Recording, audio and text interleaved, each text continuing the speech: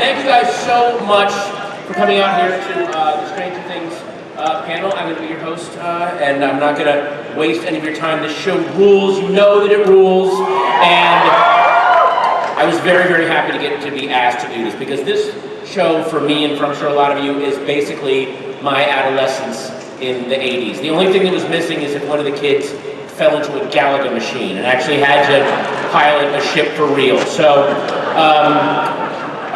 today, a little later, you're going to be seeing some footage from the second season that nobody has seen. But let's just start. Let's get into it. Let's bring in the creators of this pop culture juggernaut. Ladies and gentlemen, please welcome the Duffer Brothers.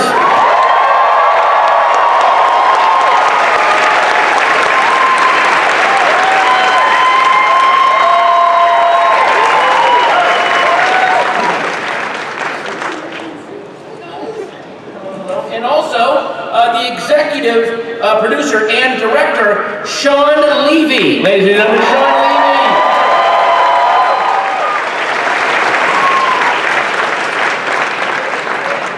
Okay, now I gotta just start off. Clearly, Duffer. Can I call you Duffer Brothers as if you're a single entity? Please. Can you answer by each doing an alternate word, like you're some weird alien parasitic twins? That would be really cool, because that's how a lot of people think of you, I think, maybe.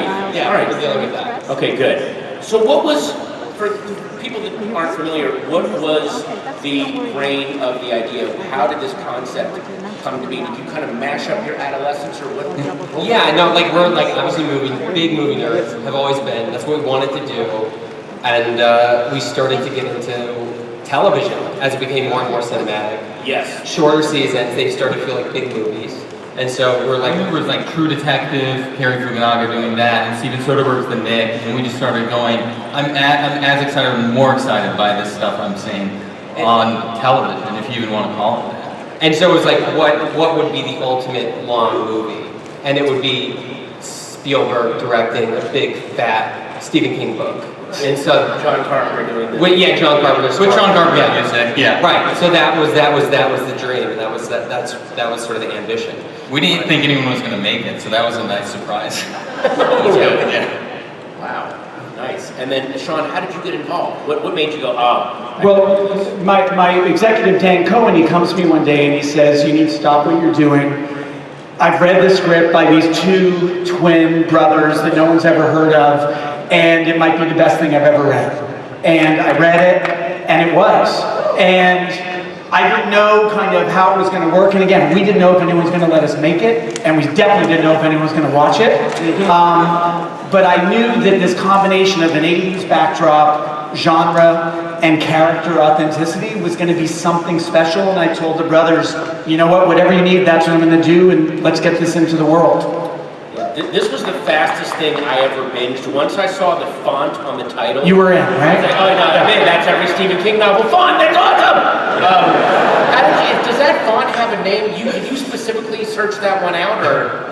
I do remember when we were coming up with the title, we were just testing it out in the font. We wanted something to look good. Yeah. It's like in that red, in that font, it was important to look good aesthetically. I think it got tweaked a little bit, but even from our lookbook on, it was a version of that. So we wanted to look, like one of those Stephen King paperbacks that we devoured. I'm sorry, guys. I just know that Hall H loves font questions. Like, Yeah. that's the first thing I know about. They're all But also, font- I mean, it's like, that's an expression of the auteurship of the brothers, is like, right down to font. Like, they knew what they wanted from the font before we even made the show. And that's how specific. You knew it. Yeah, from the ground up. It's important. And then the composer, the soundtrack of this show is fantastic. Have you heard about, like, because I remember when Twin Peaks came out in the early 90s, that Angelo Badalamenti's music began showing up in, like, I would remember going to clubs and they would play that music. Has the Stranger Things theme made its way into any? That's a perfect end of rave song to get everyone to start going home. Because the Duffers are always at raves. I think they are. At concerts, they'll play it before the band comes out and stuff like that. I'm really happy for these guys, Con, Michael, and they're amazing. They're out of Austin. They had never composed for film or TV before. Really? What made you pick them then? Like, they had a synth band called Survive, and we were into them, and we tested it over like footage of ET and all this stuff that we mashed up together. We thought it was cool, and they did some test samples, and then we said they had day jobs. You can't make a living as an electronic musician in Austin. Wait a minute, they weren't making that easy synth band money? No, they weren't. I don't know. Weird. Wait. They weren't. So I said, will you quit your jobs to do this full time? They were like, hell yes. And here we are. Yeah. I love the commitment to the 80s. You went for a synth band. Does one of them play a guitar? Because that would make it even more perfect. There was a guitar in there somewhere. They've got, I don't know what the hell. Probably everything. Everything. Yeah, one of them worked at a used synth electronic store. So. It was, sorry, a used synth store. Yeah. Is there anything more Austin than a used synth store? Yeah. That a guy is, sorry, unless they're selling pot out of the back, there's no.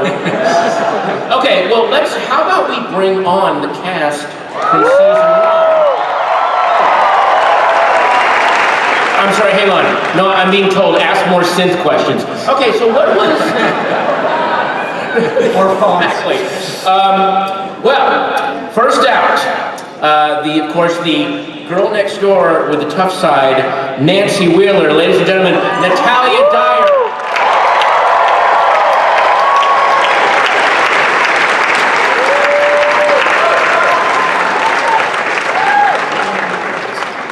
And then, we of course have the Hawkins heartthrob. Please do not rush the stage as Steve Harrington, Joe Keery. Ladies and gentlemen.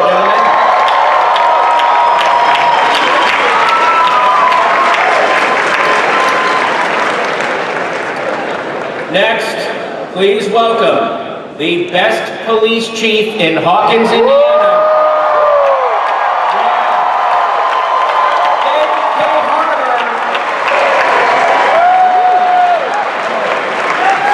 Bringing back the, Hellboy's got a dad bod. Okay. And now, already. And now, we have the mad scientist who will stop at nothing, Dr. Martin Brenner, played, of course, by Matthew Modine, ladies and gentlemen. There he is. Matthew Modine. He was out selling ecstasy all day, and now he's here. Yeah. How you doing, man? Wow. You're going to turn into a skateboard. Like, you're trying to unmellow yourself. My God. There is not a kid in the world who can handle a slingshot better than this guy. Please welcome the ultimate bandana-wearing badass, Lucas Sinclair, Caleb McLaughlin, ladies and gentlemen.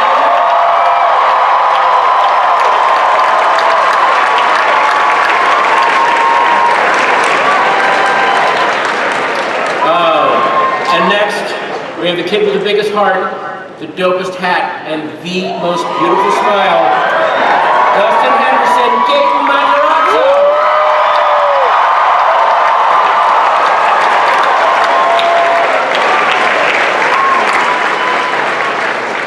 And now, the only boy who has escaped the upside down, Will Byers, Noah Schnapp, ladies and gentlemen.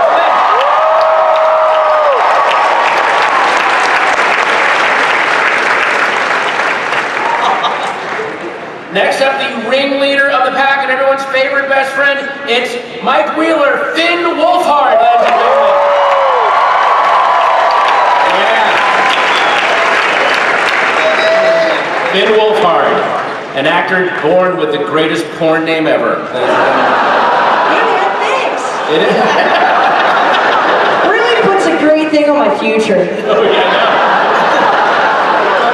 Get a good agent. Please, you're allowed to say no to things, okay? Introduce the next guest, huh? Don't do anything called stranger thongs, that's all I'm saying. And lastly, thank you. You still got it, Oswald! Lastly, in a world of 10s, be an 11, ladies and gentlemen, welcome the girl who can flip fans over her mind.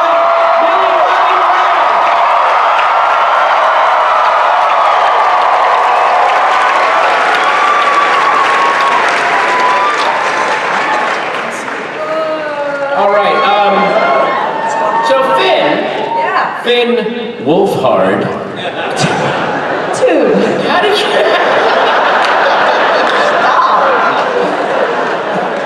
When you nail a take, you look at the camera and go, Wolfhard. one table and they kicked me out.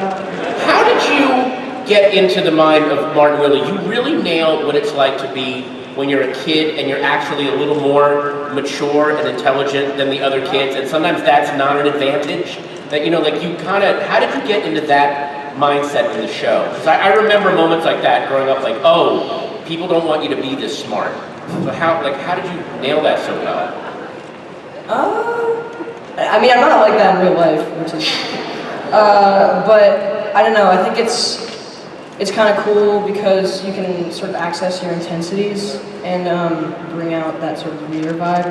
But I'm not really sure. I mean, being smarter than all the rest of the kids is, I don't think Mike the character realizes that he's really smarter than the rest of the kids. I think he's just like oblivious to everything. Wow. Cool. Yeah, that was. And now Noah, and I don't want to make you do any spoilers, but how has your character changed from being in the Upside Down, coming back? Like what? Without that's a weird question. I don't want to spoil the next season, but I mean, how did you? I'm going to let you try to answer my horrible question. Yeah. I think this, compared to last season, Will definitely shows more bravery. And then you'll definitely learn how the Upside Down affected Will, and you'll get more into his storyline. But there's not much I can say, because I don't want to spoil anything. Your producer's glaring at you right now. Sorry. I see that. Yeah, exactly. Gaten, Caleb, you guys are you guys are playing characters that are faced with a lot of weirdness and horror, and you stay very, very optimistic and upbeat, and you're about to deal with a new character that we're going to meet in a little bit, played by Sadie Sink. How do you think, is that going to change the dynamic of the group, or like what do we have to look forward to from you guys as characters? These questions, man. He's like staring at us. No, this one feels safe. Doesn't it? A little bit. No, it's kind of hard to like loop around. Yeah, like just talk about the story, because I mean, it's a fun story. Oh, you know, we are friends. Yeah. I like this answer. Like, right? How's it going? Is it going well? This is going great. Yeah, thank you. Caleb, did you have to do slingshot training? Did they? Oh, whoa, okay. Sorry. You know, I realized that like I did it wrong. What? Like I held it weird in the beginning, and then I had to learn how to like the actual day where I had to like try to slingshot the Demogorgon. I was kind of like shooting it at the camera and everyone else around there. So I kind of had to teach myself, and like also like duffers were helping me out. They're like, oh, this is a good idea, and so I guess yeah, real training just with like more than one person. Did you hit Mark in the eye though? Huh? Did you hit Mark in the eye? No. No. Okay. I didn't. I thought you might have. Sorry. No, you're good. Okay. If he was there, you know, I thought I remember you hitting the eye. What? Now, Millie, you have, yes, you have minimal lines in this first season, and you have become this global phenomenon. So how do you play a character that speaks so little but expresses so much? Like, how did you get into that? I mean, it was difficult because obviously I had very few lines, and I had to do everything, you know, express everything with my face, which is very hard. But it gets easier when you feel more comfortable with your character. The first 2 episodes, actually, I immediately fell in love with Eleven, and Eleven was me. So every day I'd come on set, and I think the only thing that was hard was crying, because I feel like I'm a happy person. So in real life, so that when I'm crying, it doesn't come across. I need like 5 minutes to kind of get in the zone. But other than that, I mean, it was it was difficult to portray such a hard character. But yeah, like I said, it gets easier. It's hard to keep a straight face with, you know, teen boys because they play pranks and they tell a lot of jokes. Like when I'm doing an emotional scene. She's talking about David, by the way. Yeah, no, I mean I'm professional, but you know, overall, it was all right. David K. Harbour. Yeah, what's up? What's up, Comic-Con? Oh, man. We're not selling timeshares, David. I got a great thing. You get a free clock radio if you just listen to my pitch. Come on, Pat, ask a question. Well, okay, you and I have kind of become friends. Yeah, we became Twitter bro bands. And so we hang out with each other. Sometimes. All right. Not enough. Not enough? Okay, go ahead. Cool. All right, just want to establish that. Question for Matthew. Again, a lot of these questions that I don't, like, here's the question, how is Chief Hopper in season 2? But I don't want you guys have to give stuff away. The last we saw of you, you're leaving Egos for 11. You've accepted, you went from this very cynical, this is nonsense. Yes. I believe. No, I will say something kind of serious. I mean, like, one of the great things about season 1, at least for Chief Hopper, is that he does get to go on such a classic hero's journey, right? Like, he starts out like such a jerk and such a loser and so horrible and you hate him. And then, no, it's true, and don't worry, I know how to play that. And then by around episode 4, you're like, this guy is super awesome, and if he dies, I'm suing Netflix. I feel the same way. I mean, no, right? Come on. Keep those emails coming, by the way. There's no way Hawkins in the end is safe. But I will say, so the journey was so satisfying to see him come to life. And I often say that, like, that breath that he takes after he revives Will, where I almost killed Noah Schnapp doing CPR, he sort of wakes up, right? Yeah. And so in season 2, it's like, it's a year later, and you can't start where you can't do the same thing. You can't wake up again. So I think one of the really interesting subtle things about the arc in season 2, which I can tell you, is that there is a psychology of a heroic action where someone does something heroic, and then whether or not they can live up to that in their daily life, or whether or not there are perils even of your own being a savior complex, and the sort of intricate psychology of like what that makes you as a human being and the pitfalls of that. So you're going to see a wildly different arc in season 2, but to me it's just as satisfying like where we get to in the end. And it all begins with leaving Egos for a character in the woods who he feels like might still be out there, and he's got some daughter issues of his own, as you're well aware. So, so I'll just leave it at that. And then a question that got texted to me, will there be more Sheriff Hopper shirtless scenes? Yeah, nobody needs to see. That was the one hate mail we got from Netflix. Please, the marshmallow body on David Harbour. Enough with that. I think, you know, hey, whoa, I'm so, Body shape we'll definitely, Hopper gets to do some very thrilling, sexy things in season 2. So, enjoy, kids.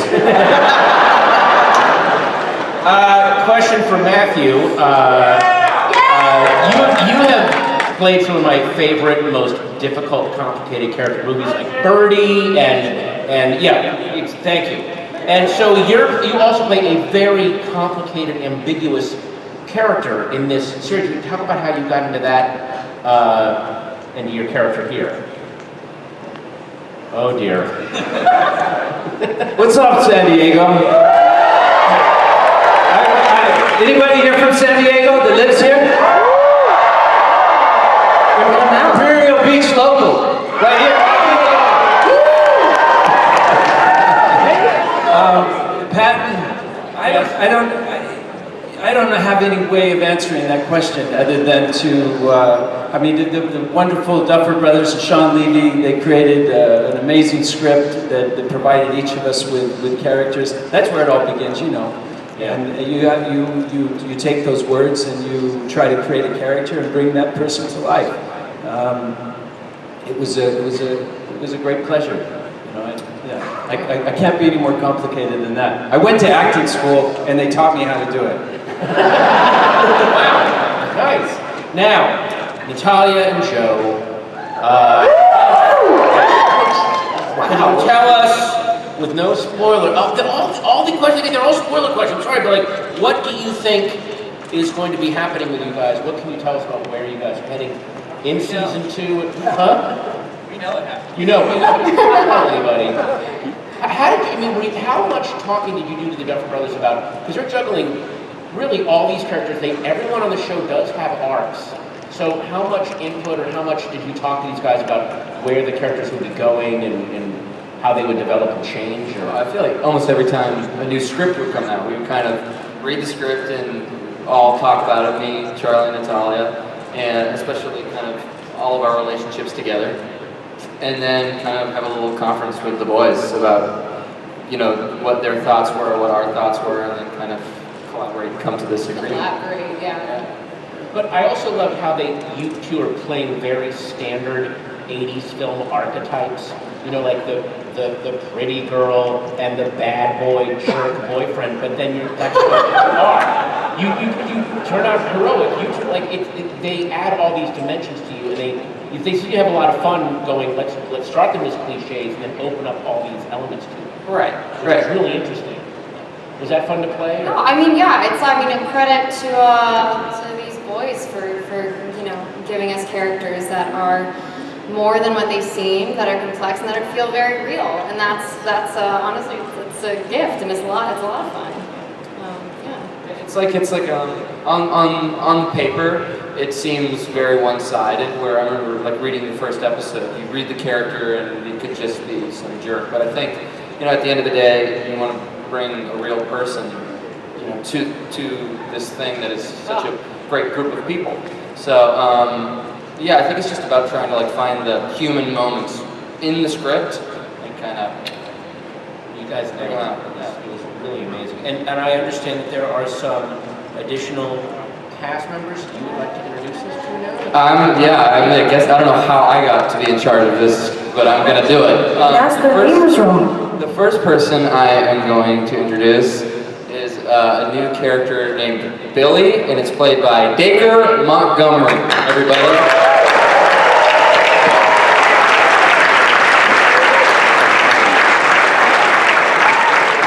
And next we have Max, aka Mad Max, played by the wonderful Sadie Sink.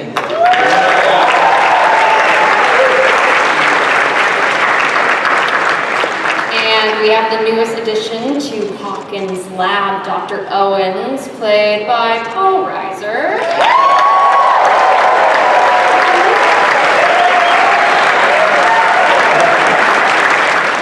So you had, I'm going to assume... I'm curious if that show will be any good if you see it from a distance, because from like looking up like that, it's unbelievable. Oh, I know. It was Very close and very low, it's fantastic. You know what? This next season, the Duffers have asked if you would lay on the floor under your TV and watch it that way. That was, when they show it again, I'm going to try to... Yeah, can we all do that? Yeah, that was Now, Does it look good from down there? look good? Now, am I assuming rightly that you're a villain or not, or what? Who do you... Yes, you're assuming. I am assuming. Yes, you're assuming. I won't say. I think it's understandably they're a little nervous about the guy who's coming in to replace this freaking guy who was no good. I always said it. I said it, by the way, in earlier films. I said that guy's no good. So I basically come in from the government to clean up Brenner's mess, and It's not a mess. we'll see. Well, not a mess, but it was untidy. It was certainly untidy, and certain things happen.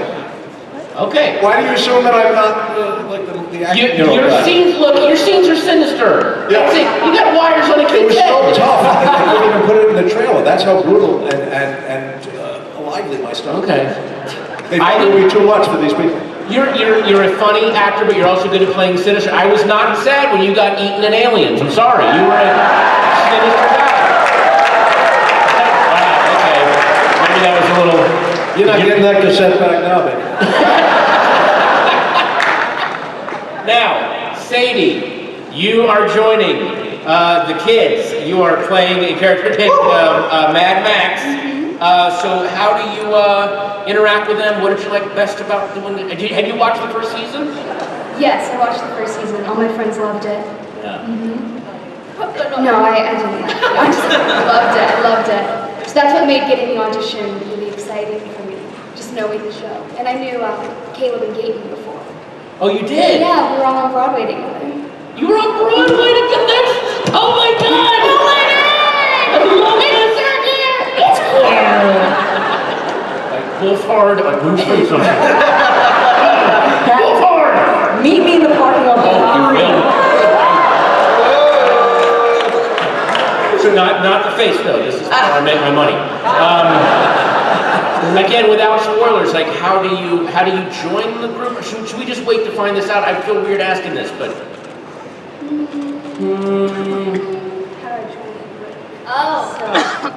I mean, she moves from California, so that's how she fits into season 2. Oh, okay.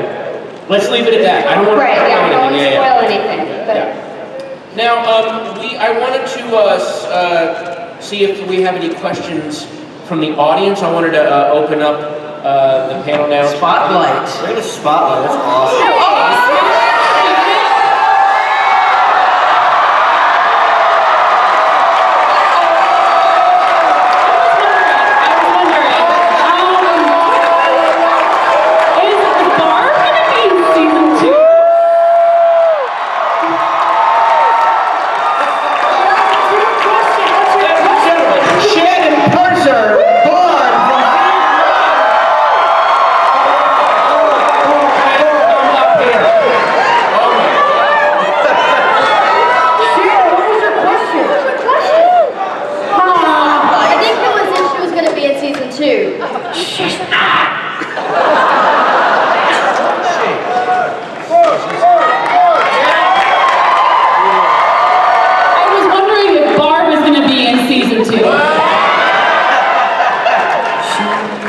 Yeah, I can answer that. No. Arsh. Oh, but there will be justice for Barb. Barb will be avenged. Okay, Weird Garth Ennis character, your question. Hey guys, welcome to our house. Now, Sweet Lily and the rest of the cast, give us your favorite funny fan interactions ever since this awesome show is out. Thank you. Oh, I remember it was in Paris, and like who like pulled, was it Caleb or Gaten out of the car? What happened? The Paris story where we got pulled up. Oh yeah, that was fun. Yeah, we were actually have a funny thing interaction as well. But this one is different. We were in Paris and we were driving out of the building and there were people waiting there. Like we don't know how long we were waiting there. And we stopped and like, okay, it's not that many people, let's go out and say hi. So I opened up the door to get bear hugged by a teenage girl and literally pulled out of the car. Yeah. So much. She was hugging me so much. It was great. One of the best hugs ever. It was so gracious. I was just so happy. But I was happy to know that people were that appreciative of my work and that they were willing to pull me out of a vehicle in Paris. But I have a funny interaction. I was in Denver. And you were. I was there. She showed up about 10 minutes after this interaction. And I was at dinner, and we were eating, and these people come up and ask for a picture, and I said, I'll get a picture with you after I finish eating, because I was talking with my agent, and what? No? I said, I'll get a picture after I'm eating, because I was talking with my agent, my dad. It's all good, somebody else comes up, says the same thing. Mother comes back. She yelled at me. Yeah. She's so upset about me. yeah, she walked over and just started yelling at me and like for saying no and everything. And I was like, whoa, way out of line. Whoa, hang on now. That was not fun. I got yelled at. Like they passed up my agent, my dad pointed at my face and started yelling at me in the middle of a restaurant. They didn't end up eating it. They were out. Yeah, it was actually funny now that after it happened, it's like, wow, that was really strange to the point where like you laugh out of being uncomfortable. Yeah. That was an uncomfortable laugh. Okay, thank you. Next question. I was just told I'm not. What's up, buddy? This is our last question, and then we're going to watch the trailer again. So, yes. So, what is your question, sir? I had a question for all the actors. What was your favorite part of filming? Ooh. I'm personally in episode 5. Hopper breaks into the lab and he gets drugged and he winds up on his couch and he wakes up and he thinks that his house is being bugged, and I just tear apart my house, my trailer. And that day we just had a Steadicam and we just followed me around and I literally destroyed this entire apartment for about half an hour, to the point that that drool that you see on my face as I'm finally doing the last lamp is just very honest and organic. The first cut of that episode was like 2 hours. Just David tearing apart that apartment. I think for me it would be I can't remember what episode it was, but I stole the Eggos from the supermarket. That was a really fun scene for me because well, I mean, I get to say a line, a mouth breather, and obviously I get to steal Eggos, and it's just a fun scene. And then, you know, the sensory deprivation tank in episode Duffer Brothers? 6? I mean, it's all over, but 6. Yeah, 6. Yeah, and that was really fun because, you know, it was one of the biggest stunts I think I've ever had to do, and it was very interesting to cry underwater. Yeah, so there you go. Mine would probably be the D&D scene, the opening scene of episode 1. Definitely. Because that was also the first scene that I shot. And also the first scene in the show. And I remember just us like going in there blind and just laughing at nothing. We just like would look at each other and start laughing hysterically. It was hard to get through that day, but yeah, it was really fun. I think I'm gonna agree with Finn. My favorite scene was that first scene because that's kind of where we all like learned each other through acting, I guess. And I remember Caleb behind the camera kept making funny faces and making me laugh. Yeah. I Never me. Of course. Absolutely. No. Yes. Kill? Yeah, it's right here. You know, a lot of fun things happen on set. I would just say like everything, because it was just how it was all created. Like, just we were really excited for the world to see the show. So I would just say everything, because it was just how it built up to the next level, and just like how we got new scripts every month, and we're like, ooh, what's gonna happen next? So I think everything was pretty awesome. My favorite was the scene when we were discussing, I think it's episode 2, we were discussing what we were going to do with 11. He's changing in the bathroom and we were like discussing what's going to happen, and I thought we were like, he's trying to get naked and stuff like that. That was fun. But the reason I loved it so much is because of the reaction that Caleb had to a line when he was laughing at me. There was 1 and 2, both episodes were just full of laughter. But the way you delivered that line, he said, he goes, at least she can talk. She said, yes and no, your 3-year-old sister says more. Oh man. He went, she said yes and no, your 3-year-old sister says more. Burst out laughing. He just burst out laughing. Remember that thing? Yeah, I could not stop laughing. I was trying to hold it in, guys, and then like 1 tear came down my face. I'm like, straight face the whole time. I don't know if that question was for Dr. Brenner necessarily. But what a Dr. Brenner thing to say. If you watched season 1, there wasn't really anything that was a barrel of laughs for Dr. Brenner. I didn't really have a fun scene. But I will say that it's always extraordinary for an actor to have the opportunity to work with another actor and discover a great new talent. So 90% of my scenes were with this young lady right here. So it was a great pleasure to work alongside Abby Brown. What about you guys? Going all the way around. Okay. Hitting the Demogorgon with a baseball bat. Duh! It's like 2.5 days of Mark in a big suit and me being like, so sorry, man. That was probably the most fun. Yeah, same. I'd say that whole sequence in the house with Mark and us and Charlie was just the most. It's crazy because it was like such a fun thing to film, and then when you watch it, it was really scary. It's really scary.